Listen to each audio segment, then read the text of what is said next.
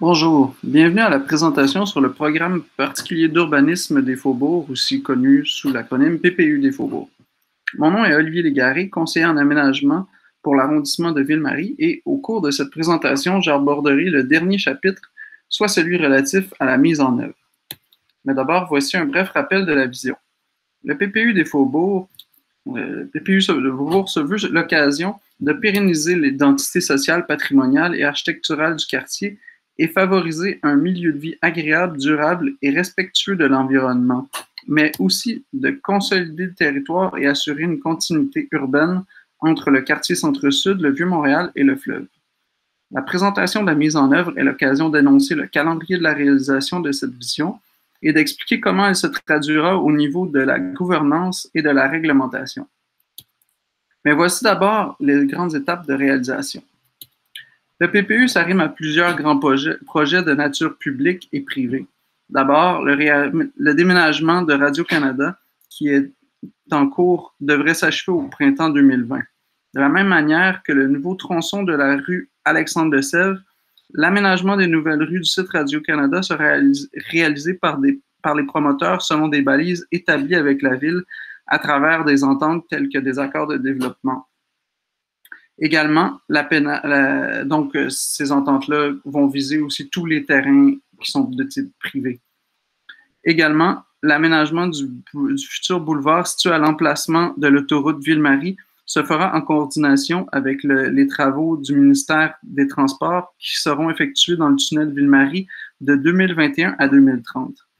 Le déménagement de Molson sur la rive sud en 2022 sera le point de départ des travaux d'aménagement du prolongement de la rue de la commune et du futur parc Sommer. Enfin, les travaux sur le tablier du pont Jacques-Cartier de 2024 marqueront le début du réaménagement de la tête de pont proposé dans les autres présentations. Voici le plan des emprises de rue proposées sur les terrains privés qui seront aménagés par les promoteurs des projets selon les balises prévues par la ville, telles que je le disais précédemment. On voit déjà que les axes principaux devront respecter une emprise de 19 à 25 mètres. D'autres balises, notamment en faveur des transports actifs, seront établies au fur et à mesure de leur réalisation. Sont également prévues des servitudes de passage de largeur de 6 à 9 mètres entre les axes principaux afin de reproduire la trame de rue traditionnelle des quartiers adjacents. Enfin, la surélévation de la rue de la commune devra impliquer dans sa réalisation le Canadien Pacifique et l'administration portuaire de Montréal qui occupe les terrains adjacents. Ça, c'est bien entendu en plus du propriétaire du terrain. Enfin, un processus participatif est privilégié pour l'aménagement des parcs. Des équipements publics seront également prévus sur les grands sites dans des accords de développement avec Molson et Radio-Canada. Pour les Portes Sainte-Marie, un équipement est également prévu, mais la stratégie immobilière réglementaire reste à définir. Donc, on attend aussi la présentation du projet général sur ce site-là. Pour résumer le phasage, les travaux qui seront réalisés à court terme sont les suivants. Donc, une étude de potentiel de site identifié pour le logement social, une mise en sens unique d'un tronçon de la rue Ontario, le réaménagement du parc de l'Espoir, la procédure participative a déjà été entamée, la restauration de la station de pompage Craig et son occupation temporaire pour laquelle un comité de suivi des travaux est déjà formé, le réaménagement du Square Papineau et l'aménagement du parc linéaire sous le pont Jacques-Cartier. À moyen terme, les projets suivants seront réalisés, donc l'aménagement des 3 parcs sur les 3 grands sites en redéveloppement, la reconversion du tunnel Bourdry, la construction de la passerelle vers le Vieux-Port et l'agrandissement du parc du Pied du Courant. Voyons maintenant la portion réglementaire du PPU.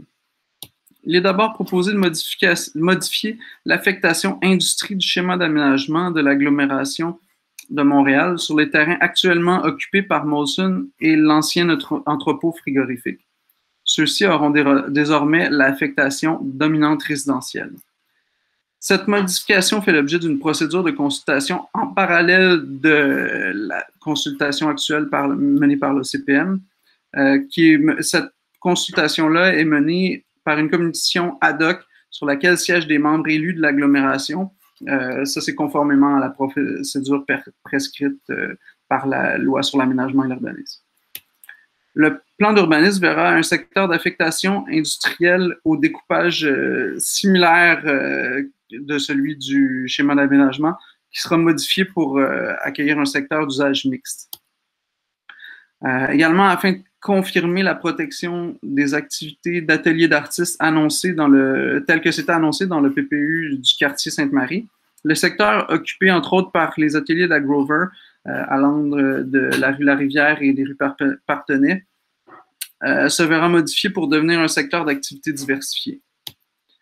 La première modification visant la densité concerne la portion sud-ouest de l'îlot voyageur. Celle-ci voit son coefficient d'occupation du sol, donc le COS, passer de 6 à 7. Une partie du secteur habité est visée également par une modification de densité, mais cette fois-ci, il s'agit d'un abaissement autour de la rue Ontario et de l'avenue de Lormier afin de protéger le bâti existant. Enfin, plusieurs modifications de densité sont proposées pour le secteur en requalification. D'abord, le site de Radio-Canada voit sa densité passer de 12 à 6, donc le site de Radio-Canada, à l'exception d'une portion centrale dont la densité proposée est de 7 pour reconnaître l'occupation, pour permettre l'occupation des espaces souterrains existants. Ensuite, le site Molson, d'une densité actuelle de 3, verra sa densité augmenter à 6. Le site des Portes Sainte-Marie, plus à l'est, voit sa partie en bordure de la rue Sainte-Catherine abaissée à 4. Mais pour l'ensemble, elle demeure à 6. Par ailleurs, en vue d'un éventuel pôle d'emploi gouvernemental sur le site voisin, la densité est augmentée à 6, donc le secteur est étendu à l'est. Enfin, de la même manière que dans le secteur habité, afin de reconnaître le petit bâti d'intérêt, un secteur à l'est de l'avenue Papineau voit sa densité abaissée à 3. Les hauteurs du même secteur de la partie habitée que pour les densités sont réduites, donc ici, en incluant cette fois le bâtiment de l'usine de l'ancienne savonnerie Barsalou. Par contre, afin de permettre un projet conforme à la densité existante et qui soit bien intégré, la hauteur est augmentée à 35 mètres sur la partie sud de l'îlot. Les hauteurs du secteur en requalification sont augmentées en fonction des densités autorisées. Par conséquent, en continuité avec le Vieux-Montréal et le boulevard René-Lévesque, une partie, le site Molson et la portion Radio-Canada Sud voit sa hauteur augmenter à 65 mètres. Une partie centrale du secteur en requalification voit également sa hauteur augmenter à 80 mètres. Également, la partie à l'est de l'avenue Papineau, aujourd'hui occupée par des stationnements, voit sa hauteur augmenter à 45 mètres. De plus, la portion sud du site Porte-Sainte-Marie et le pôle gouvernemental voient leur hauteur augmenter à 65 mètres. Parallèlement, les hauteurs du site de la prison du Pied-du-Courant et de la portion sud du site Porte-Sainte-Marie voient leur hauteur abaissée à 25 mètres. Donc, c'est la portion Sainte-Marie ici abaissée à 25 mètres et l'ancienne prison Pied-du-Courant. Enfin, une nouvelle annotation sur le site Molson vient assurer la procédure des usages conditionnels. Plus précisément, la procédure de hauteur conditionnelle, prévoit que pour 2 mètres carrés de superficie de plancher en bleu, conservé et intégré au projet, il est possible d'ajouter 1 mètre carré de superficie de plancher en exhaussement sur l'emplacement en rose ici. Donc, au-dessus de cette superficie de plancher-là, peut aller au-dessus de la hauteur maximale prescrite par le plan d'urbanisme, et ce, jusqu'à concurrence d'une hauteur de 100 mètres. Cette autorisation devra se faire selon la procédure des projets particuliers afin d'assurer le respect des critères comme le respect de la silhouette bâtie composée d'une cascade graduelle de volume répartis autour d'un point culminant central, mais également assurer une architecture qui établit le volume comme point de repère dans le front fluvial et assurer une prédominance de briques d'argile rouge. Il y a également d'autres critères. D'autres balises sont prévues pour l'ensemble du secteur du PPU des faubourgs et devront être intégrées à la réglementation d'urbanisme pour réduire l'impact des constructions en hauteur. Ainsi, les constructions d'une hauteur dépassant 30 mètres,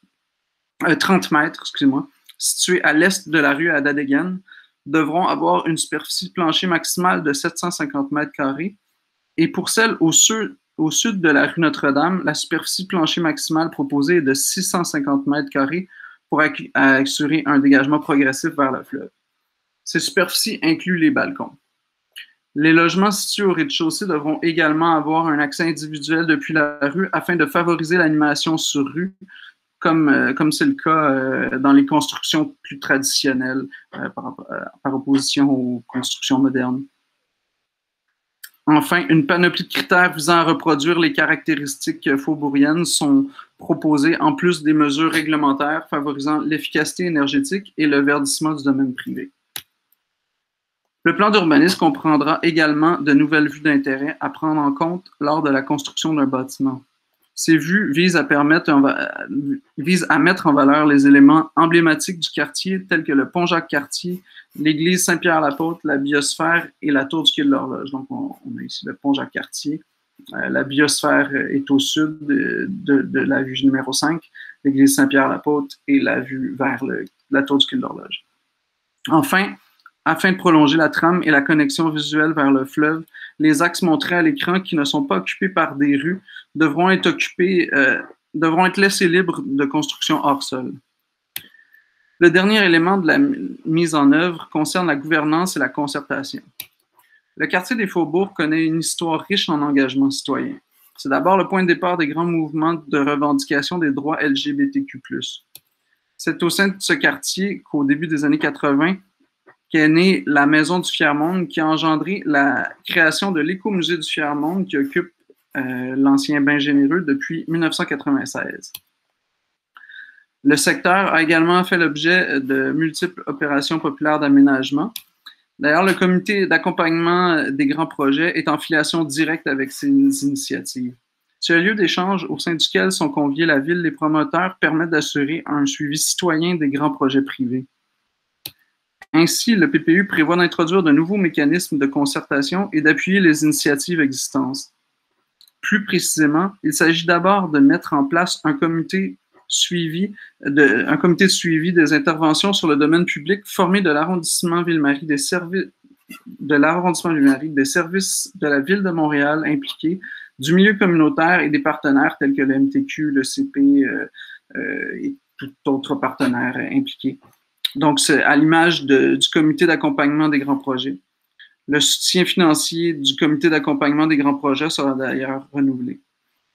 Il s'agit également de prévoir une planification concertée de la rue Sainte-Catherine-Est, de la consolidation de l'îlot communautaire Alexandre de Sèvres et une démarche participative visant à définir la programmation des nouveaux parcs.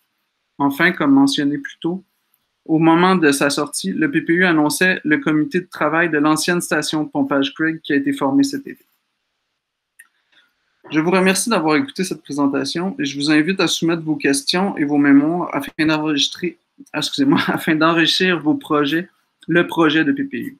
Je vous invite également à écouter les autres présentations thématiques afin de parfaire votre connaissance du PPU des Faubourgs.